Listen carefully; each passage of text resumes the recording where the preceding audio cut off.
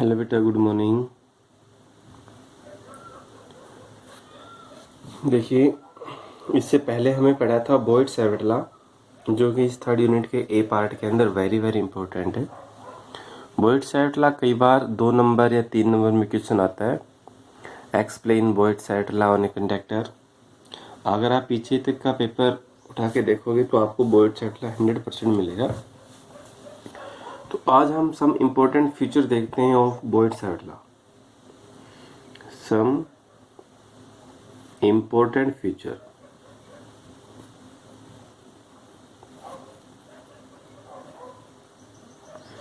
जो आपके पास है बेटा, some important features of Biot Savart law.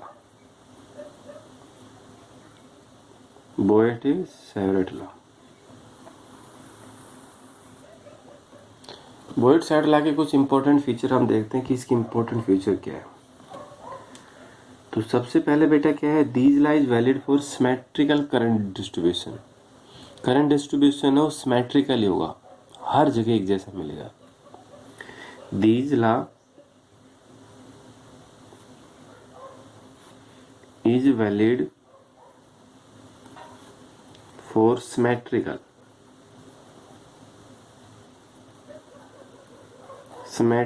Current distribution.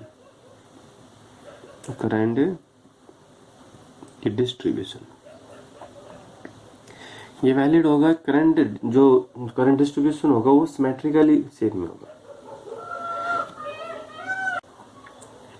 बेटा दूसरा पॉइंट क्या है, these law is valid for a small current elements. एक छोटे से पोर्शन के ऊपर इन्होंने काम किया था, जो पोर्शन हमने माना था उसकी लेंथ कितनी थी, D. These law is valid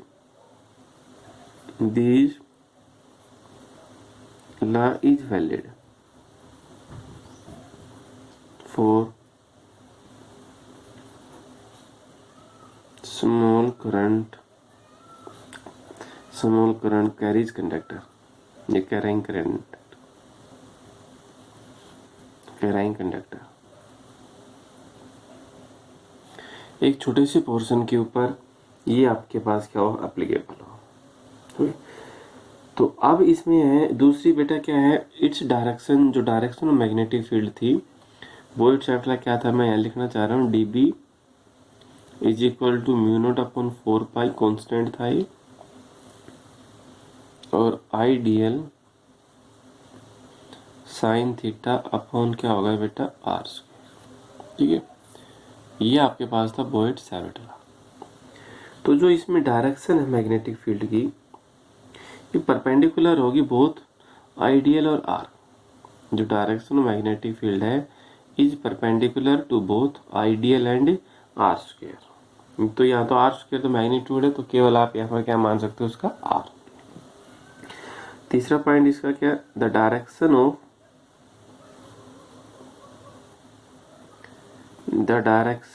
of change in magnetic field. B को हम मैग्नेटिक फील्ड से लिखते हैं, लेकिन डीबी यहाँ पर लिख दिया change in magnetic field. The direction of change in magnetic field is perpendicular. ये हमने परपेंडिकुलर का नाम दे दिया, perpendicular to both ideal and r. Ideal और आर दोनों के ऊपर कैसे आई है बेटा, परपेंडिकुलर, जो उसकी ये डायरेक्शन है। इफ पॉइंट नंबर 4, जो dB आपके पास आया था बेटा, mu naught upon 4 pi ideal sine theta upon r square, ये था। तो अगर इसमें कंडीशन दे if theta is equal to कितना, 0 डिग्री, जो थीटा का मान है वो बेटा कितना है, 0 डिग्री। ये कब हुआ, जो ये पी पॉइंट हमने यहाँ माना था, अब ये पी पॉइंट है इसी कंडक्टर के ऊपर कहीं पर, तो थीटा का मान कितना होगा, 0। 0 है तो हम मैग्नेटिक फील्ड कितनी आ जाती है बेटा, 0। यानी द पॉइंट पी लाइज, जो पी पॉइंट है बेटा, ये लाइज करेगा on the axis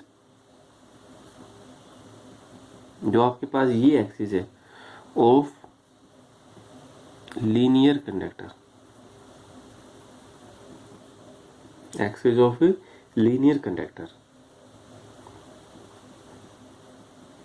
carrying currents, then change in magnetic field, जो डीबी आपके पास है बेटा mu naught upon 4 pi IDL upon r square sine zero. तो साइन जीरो कितना होगा 0।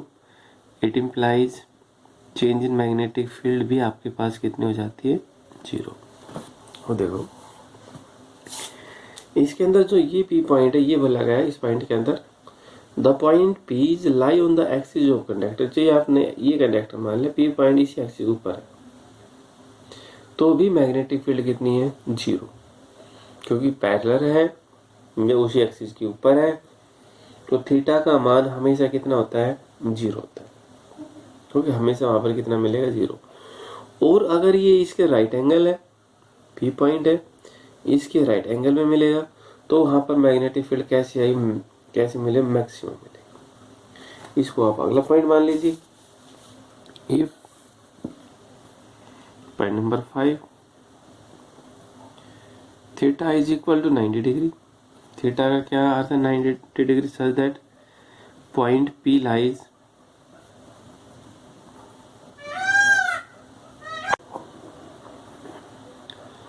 Eight the right angle, at the, ये बेटा राइट एंगल, पी पॉइंट है वो लाई करेगा at the right angle to the linear conductor carrying currents, to the linear conductor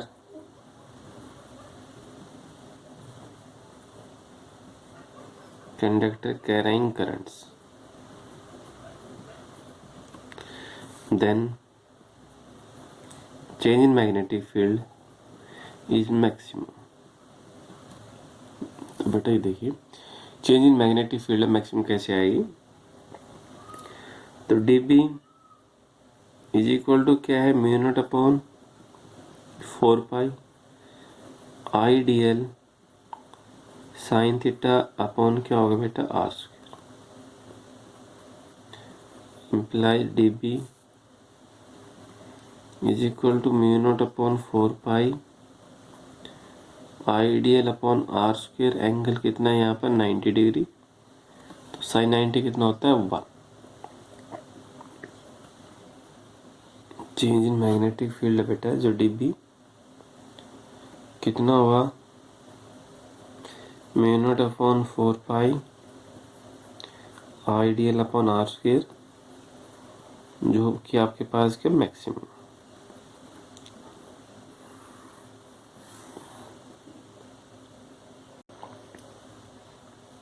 तो बेटा ये आपके पास वो मैग्नेटिक फील्ड कैसे मैक्सिमम। तो ये थोड़ा सा आपने पढ़ना है, सिमिलैरिटी है, थीटा का मान ये हुआ, तो ये सब इम्पोर्टेंट फीचर है। अब हम सिमिलैरिटी और डिसिमिलैरिटी देखते हैं कूलॉम्स लॉ के साथ। सिमिलैरिटी, जो सिमिलैरिटी बेटा बॉयड-सावर्ट लॉ में और इसमें आपने जो कूलॉम्स लॉ के अंदर दोनों में हम सिमिलैरिटी देखते हैं। क्या है पहला पॉइंट है बेटा बोथ लॉ इज वैलिड, जो भी दोनों लॉ है both law is valid for long range force. ये दोनों ही आपके पास क्या, सॉरी दोनों ही क्या है लॉन्ग रेंजेज, बॉयड-सावर्ट लॉ और कूलॉम्स लॉ दोनों ही आपके पास क्या है कि लॉन्ग रेंज पॉइंट्स के ऊपर है, क्योंकि इनवर्स और दोनों ही इनवर्स के लागू पे ओबे करते हैं। दूसरा पॉइंट इसका क्या होगा बेटा, ये है ओबे करेगा सुपरपोजिशन प्रिंसिपल, बोथ द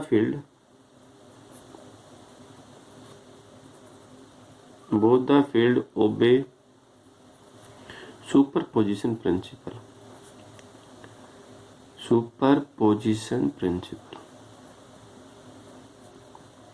दोनों ही किसको पे करेंगे ये बेटा है सुपरपोजिशन प्रिंसिपल।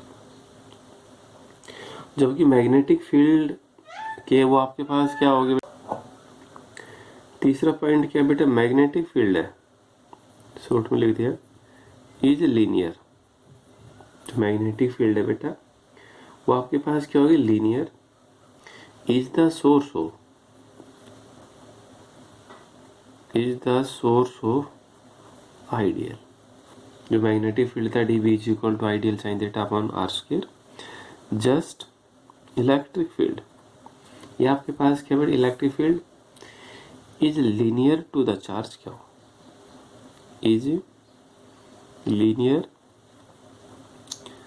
टू चार्ज, क्या हो गई। ये तो बेटा इनके अंदर क्या है, सिमिलरिटी। दूसरे इन दोनों में डिसिमिलरिटी देखते हैं, इनके बीच में डिसिमिलरिटी क्या है। तो बेटा इलेक्ट्रोस्टैटिक जो फील्ड है, पहली जो इलेक्ट्रोस्टैटिक्स फील्ड जो है वो आपके पास किसके ऊपर काम करती है बेटा, एक स्केलर के ऊपर काम करती है। तो एक स्केलर सोर्स नेमली, क्योंकि चार्ज पार्टिकल है। और जबकि मैग्नेटिक जो फील्ड है वो सोर्स किसके ऊपर काम करती है बेटा, वो काम करती है वेक्टर के ऊपर, जो मैग्नेटिक फील्ड सोर्स है, क्योंकि उसमें क्या करंट एलिमेंट है, करंट एलिमेंट क्या हो गया कि वेक्टर क्वांटिटी हो गए दोनों बेटा। एक के अंदर बेटा इलेक्ट्रोस्टैटिक फोर्स में क्या था, डिस्प्लेसमेंट वेक्टर है, और दूसरे में क्या हो जाए, परपेंडिकुलर वेक्टर हो जाता है। तो सबसे मेन कूलॉम्स लॉ जो आपके पास है, independent of the angle but Biot Savart law depends on angle. Coulomb's जो लॉ है, Coulomb's law is independent on angle but Biot Savart law है, Biot Savart law is depends on angle. Coulomb's law independent है और बॉयड्स law क्या है, depend है। ये दोनों के बीच में बेटा आमतौर पे क्या है, सिमिलरिटी, सॉरी डिसिमिलरिटी। तो सिर्फ ये आपने पढ़ना है, कोई ज़्यादा मुश्किल नहीं, इतना ज़्यादा इंपॉर्टेंट भी नहीं है, पढ़ के एक बार जरूर देखिए। ठीक है बेटा, थैंक यू।